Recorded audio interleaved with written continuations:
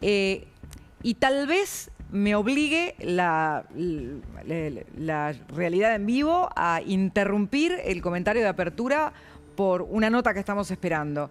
Pero me voy a empezar a meter con un tema que va a ser el tema del mes de diciembre. El largo viaje de la reforma laboral.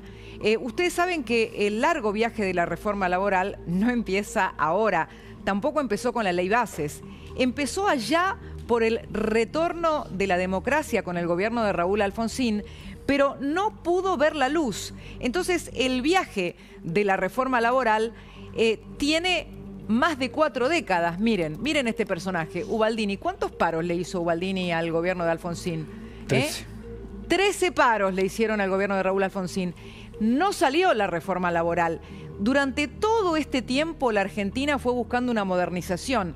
Cada modernización que fue buscando para sus leyes laborales quedó atrasada con respecto a la tecnología, nunca tanto como hoy. Pero ¿qué pasa? Veamos quién lo impidió. Lo impidió el poder estable del peronismo, que es el sindicalismo, el verdadero poder del peronismo, que contó obviamente con la mayoría de gobiernos de su signo a lo largo de todo este tiempo, pero que hoy se encuentra en su peor momento. No solamente porque representa a muy pocos empleados, trabajadores, a los registrados, que probablemente son el 15% del mercado laboral, pero se encuentran en su momento de peor imagen por el piso, a tal punto de que cuando hacen un paro terminan subiéndole los puntos a Milei.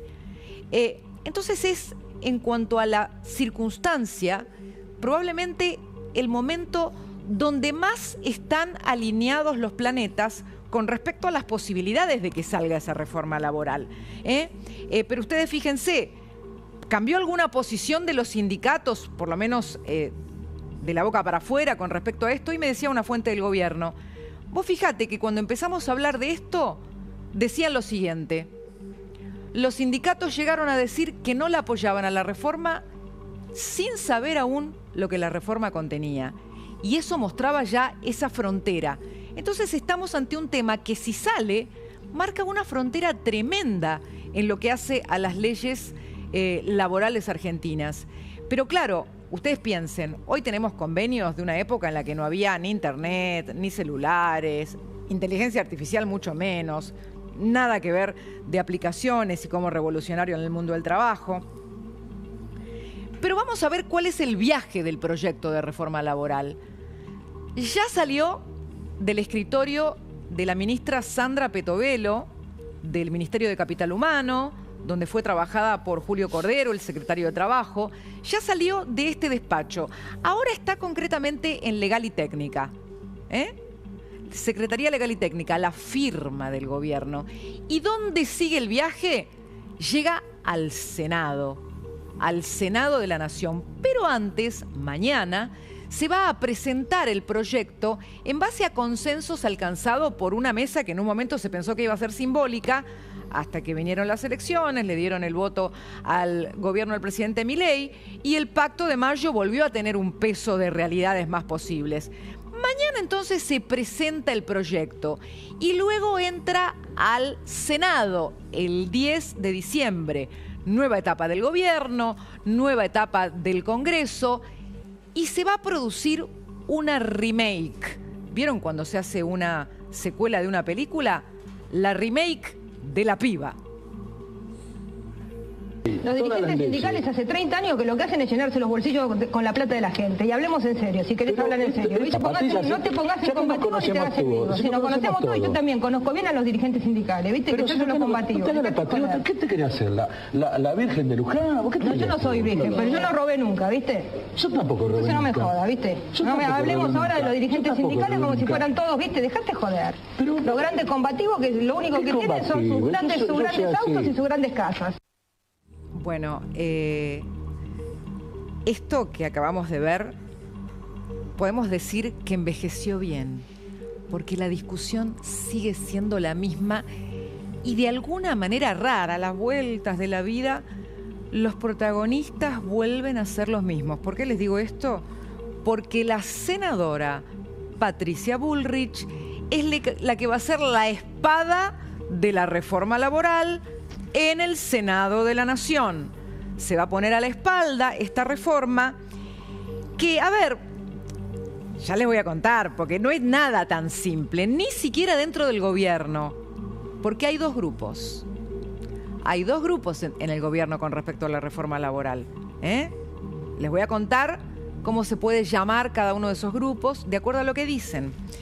Pero lo que podemos afirmar con toda seguridad, ya que el proyecto se guarda bajo 7 llaves, u 8 llaves, no sé cuántas llaves, pero muchas llaves, es que esta reforma va a estar en principio basada, valga la redundancia, en la reforma que planteaba la Ley Bases, sobre la cual todavía la Corte Suprema de Justicia no se expidió.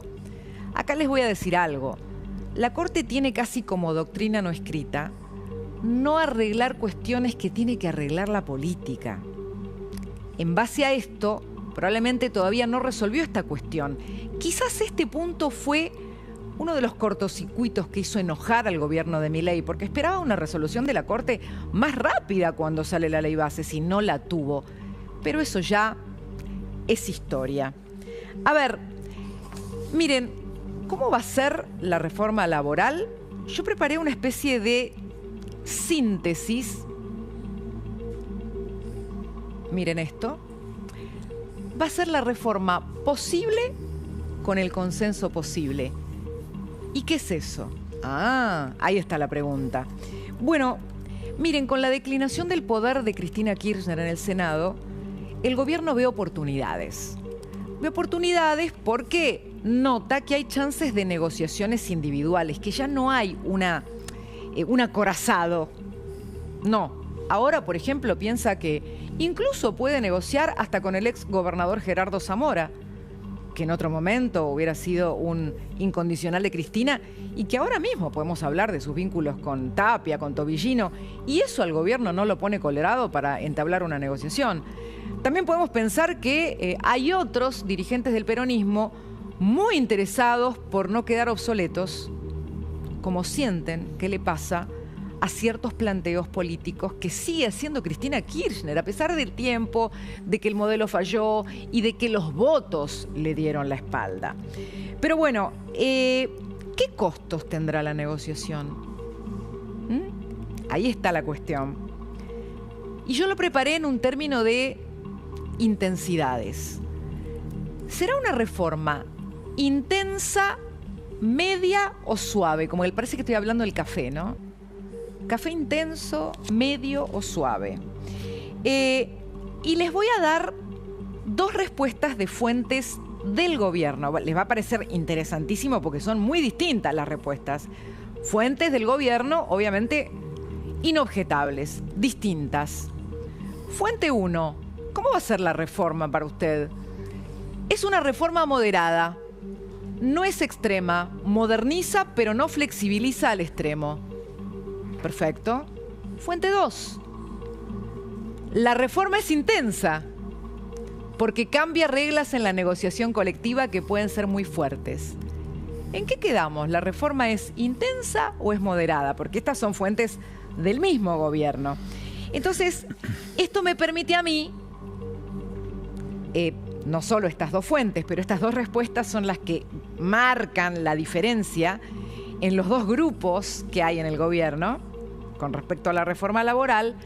Uno podría ser el grupo de los gradualistas laborales y el otro podría ser el grupo de los reformistas puros. A ver, esto no significa que no coincidan con el fondo, pero tienen en cuenta cosas distintas. ¿Y qué hay en el medio? En el medio de la negociación. En el medio de la negociación están, chan, los aportes a los sindicatos. ¡Qué temita! El bolsillo de los gordos, o los gordos bolsillos, ¿no? Bueno, habrá una reducción de contribución a las obras sociales, habrá una eliminación de los aportes solidarios. ¿Se acuerdan que habíamos dicho que llegaban a sumar $1.300 millones al año, esos aportes que eran obligatorios o en promedio 1.300.000 pesos por trabajador.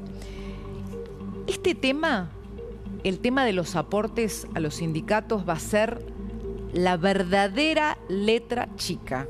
Miren lo que me voy a animar a decir, más allá de que ahora les voy a explicar qué serían los gradualistas laborales y por qué, y qué serían los reformistas a fondo y por qué. El tema es así.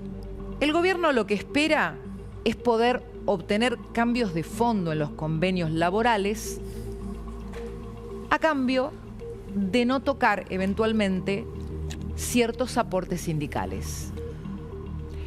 Y cree que vale mucho más, los que creen que esta negociación puede ser la que termine dándose, piensan que vale mucho más lograr esos cambios profundos en los convenios a la par de ciertos beneficios que con el tiempo, como prueba la realidad, porque la representación sindical tal cual la conocemos empezó a quedarse sin representados, se van a ir extinguiendo con el tiempo.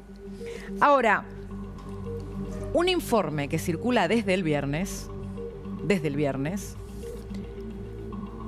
dice que están intactos en la reforma laboral que se va a presentar mañana, los aportes sindicales. Yo le dije a alguien, pero ustedes se mataron buscándole la quinta pata al gato de la casta sindical y ya los dieron por perdidos.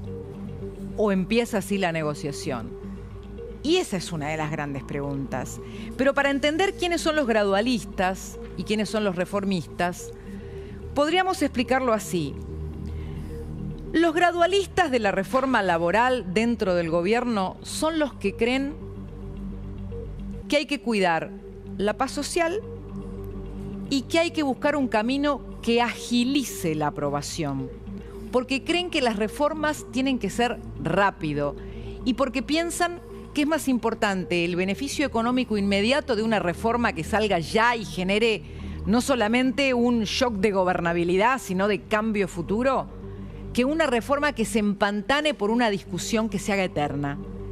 Y del otro lado están los reformistas duros o puros, que son probablemente los sectores técnicos que se mataron por encontrar la reforma más liberal posible, que fuera más a fondo posible, y que tienen que atenerse a los tiempos políticos, que son los tiempos de lo posible. Pero miren qué interesante esto. Al fin y al cabo, todo va a depender de lo que esté pasando en el Congreso con los debates, de la amplitud que puedan tener las reformas a la hora de conseguir manos levantadas. Y ni hablar del lobby de los gordos, ¿no? O los no tan gordos, de los sindicatos, que todavía es mucho. Dicho esto, entramos a un mes donde el protagonismo se lo va a llevar el presupuesto, pero donde empieza una pulseada con respecto a un paso trascendente, porque Argentina se debe, porque esto no es un tema de Milei, imagínense, se buscó a lo largo de todos los gobiernos no peronistas, generó las situaciones más complejas para algunas administraciones. Recién les ponía el video donde Patricia Bullrich era ministra de Trabajo en la administración de Fernando de la Rúa, pero podemos acordarnos también de la tensión que generó esto en el gobierno de Mauricio Macri, este tipo de temáticas. Y ahora vuelve la oportunidad de la reforma laboral, pero con un contexto totalmente distinto, donde incluso la gente reconoce que son necesarios cambios laborales. Ni hablar si uno le pregunta a un dueño de una pyme, a un emprendedor o a un joven que trabaja por la suya y que no quiere saber nada con que lo represente un sindicalista que se hizo millonario, vaya a saber por qué, y que sigue en su lugar atornillado desde hace 50 años. Pero voy a otro tema, porque esta cuestión, vos me avisás cuando tengamos... Perfecto. Esta cuestión ingresa al Senado de la Nación. Estos días estuvimos hablando de esa Cámara cuando, recuerdan, juraron los nuevos senadores y se produjo ese choque, ¿no?, a cielo abierto entre Patricia Bullrich y Victoria Villarroel, que es la vicepresidente. Quiero contarles, primero preguntarme, ¿no?, ¿cuál va a ser el rol de la vicepresidente en este periodo que comienza? ¿Va a estar a favor de ayudar al proyecto del gobierno? ¿Se va a atrincherar en el reglamento, como ella ya anticipó que iba a atenerse al reglamento? ¿Qué significa eso? Hubo dimes y diretes, porque algunos aseguran que hasta les dio los mejores despachos a los kirchneristas. Pero hubo este fin de semana un hecho que enojó mucho al gobierno, que enojó muchísimo al gobierno. Que la vicepresidente, no que fuera a una cumbre iberoamericana en Madrid, ella puede ir donde quiera, eso no los enojó. Pero que la vicepresidente, que dice tener una postura ajustada al reglamento, siendo vicepresidente de Milei, vaya a hablar directamente en contra de la geopolítica del presidente de la cual es vice. Tomo una frase: nuestro continente no debe definirse en función de agendas extranjeras. Esto en el gobierno fue recibido, se los voy a decir como me lo expresaron a mí, varias fuentes con las que hablé, fue una muestra de su voluntad conspirativa, porque viajar al exterior a manifestarse con una diferenciación de la línea geopolítica del gobierno en un foro internacional, siendo vicepresidente de Milei, no es atenerse al reglamento, sino mostrar a cielo abierto su conspiración. La verdad que cuando me lo dijo una fuente muy importante, presté atención, pero al día de hoy fueron 3 fuentes muy importantes. Y aparte marcaban que no lo hizo en cualquier momento. Lo hizo prácticamente en paralelo a que el gobierno estaba mostrando, escenificando su alianza con los Estados Unidos, que no solo tiene que ver con cuestiones económicas, sino que en lo geopolítico, que es volver a Occidente, es también una alianza militar.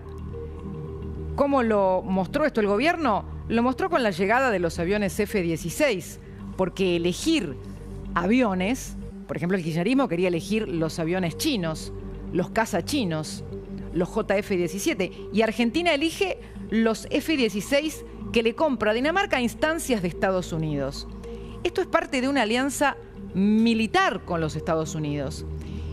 Y dicen en el gobierno que la vicepresidente, en medio de la concreción de lo que es una alianza militar que trae a la Argentina a Occidente, de opiniones que la hacen parecer una aislacionista más cercana al kirchnerismo que al gobierno del que es vicepresidente, para nosotros es una abierta conspiración. Y les voy a reproducir un diálogo que tuve con una de estas fuentes, exacto como lo tuve. Le pregunté, es la fuente con la que hablé finalmente hoy, de 3 fuentes del gobierno. ¿Por qué cree que la vicepresidente planteó diferencias abiertas con el presidente en una cumbre en el exterior? Cosa que a veces pasa, ¿no?, cuando hay un opositor hablando, pero no una persona del mismo gobierno. Frente a la desesperación, la gente hace cualquier cosa. Y ahí repregunté, usted dice que Villarroel está desesperada, no se la ve desesperada. Pienso que no está ocurriendo lo que ella esperaba. ¿Y ella qué esperaba, entonces? Ella se cree la alternativa, la racionalidad, pero los votos demostraron el apoyo al gobierno. No me dijo con palabras propias esta fuente, ella creía que el presidente no iba a ganar, pero obviamente me lo dio a entender. ¿Por qué les estoy contando esto? Primero porque es un enojo muy grande este fin de semana en el gobierno. Directamente les parece una abierta conspiración. Ya no, uy, sí, está más cerca de tal, le dio la palabra a tal, habló con tal, los despachos, sino que en un foro internacional la vicepresidente vaya a decir que piensa totalmente lo contrario al gobierno del que es vicepresidente. Esto me parece que muestra también una relación que no solo no va a mejorar, sino que hoy empeora. Y hay que tenerlo en cuenta de cara a todas las discusiones que vienen en el Congreso. Me voy a la mesa donde ya está también el señor